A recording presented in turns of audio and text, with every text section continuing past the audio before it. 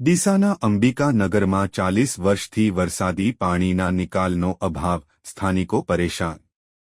ડીસા શહેરના ward number 5માં આવેલા અંબિકાનગર વિસ્તારમાં છેલ્લા 40 વર્ષથી વરસાદી પાણીના નિકાલની સમસ્યાથી સ્થાનિકો ત્રાહિમામ પોકારી ઉઠ્યા છે। ચોમાસાની દરેક ઋતુમાં વરસાદી પાણી ભરાઈ જવાથી લોકોના જીવ તાળવે ચોંટી જાય છે। આ સમસ્યા રાજ્ય સરકારના પ્રિમોન્સૂન પ્લાનિંગ પર પણ સવાલો ઊભા કરે છે। ગણપતિ મંદિર પાસે ગંદા પાણી ભરાતા ધાર્મિક લાગણી દુભાઈ।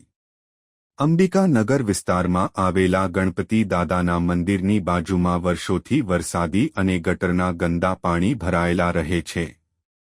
આના કારણે શ્રદ્ધાળુઓની ધાર્મિક લાગણી દુભાઈ રહી છે। પાણી ભરાવાને કારણે મચ્છર અને ભૂંડનો ઉપદ્રવ પણ વધ્યો છે, જેનાથી સમગ્ર વિસ્તારમાં ગંદકીનું સામ્રાજ્ય ફેલાયું છે। ભવિષ્યમાં પાણીજન્ય રોગચાળો ફાટી નીકળવાની દહેશત પણ સેવાઈ રહી છે। ડીસા શહેરમાં ભલે વિકાસની મોટી મોટી વાતો કરવામાં આવતી હોય, પરંતુ વાસ્તવિકતામાં વિકાસની સાથે વિનાશ પણ ડોકાઈ રહ્યો હોય તેવું જણાઈ રહ્યું છે।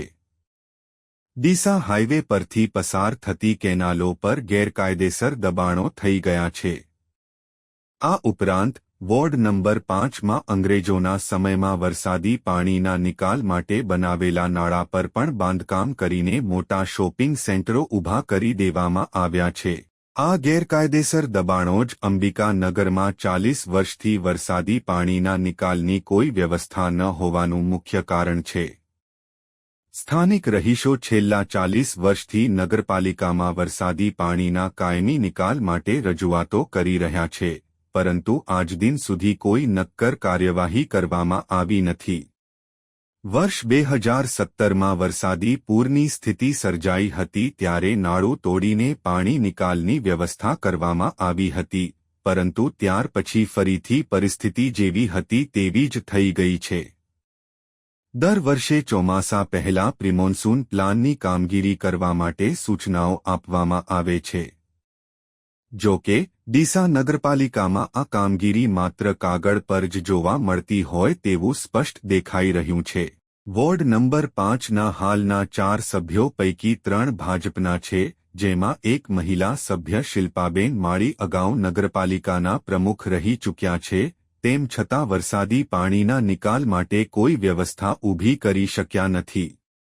વોર્ડ નંબર 5ના રહીશ અને ભારતીય જનતા પાર્ટીના પૂર્વ શહેર પ્રમુખ રમેશભાઈ દેલવાડિયા દ્વારા પણ પાલિકા કચેરી ખાતે વરસાદી પાણીના નિકાલ માટે અનેક રજૂઆતો કરવામાં આવી છે, પરંતુ આજ દિન સુધી કોઈ વ્યવસ્થા ઊભી કરવામાં આવી નથી। તેમણે જણાવ્યું હતું કે જો ભાજપના પૂર્વ પ્રમુખના વિસ્તારમાં જ સામાન્ય મુશ્કેલીનું નિરાકરણ ન થઈ શકતું હોય તો સામાન્ય નાગરિકોની સમસ્યાઓનું નિરાકરણ કેવી રીતે થશે તે એક મોટો પ્રશ્ન છે। અહેવાલ રિપોર્ટ ભરત ઠક્કર, ડીસા, બનાસકાંઠા।